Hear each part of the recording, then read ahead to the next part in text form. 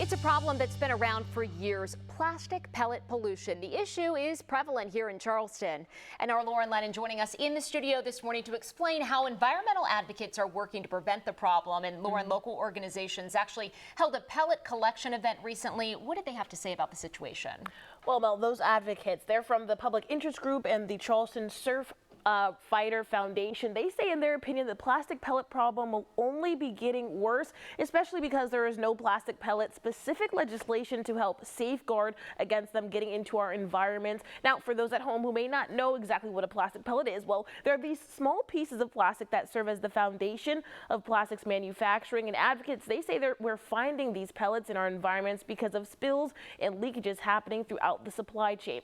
Now, advocates added that Charleston is the largest on the East Coast and second largest in the United States when it comes to exportation of plastic pellets.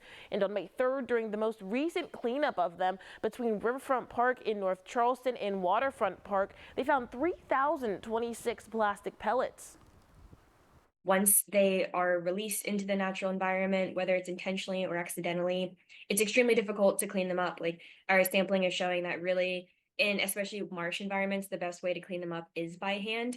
When plastic pellets or any type of microplastic or plastic is in the environment, it absorbs those chemicals that are in the environment.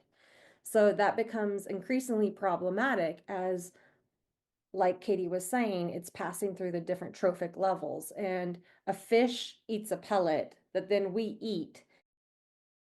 Now let's take a look at the numbers from previous plastic pellet counts. In May of last year, 1,133 pellets were collected at Waterfront Park, and in January of this year, 5,707 were collected at Waterfront Park. And again, those numbers from the most recent count earlier this month, that was a combined total of a little over 3,000 from those two locations. Now, one thing Bear and Leviker note is that though the numbers of pellet counts seem to be getting smaller, it's due to different factors in method collecting. For example, a smaller number of volunteers to help collect.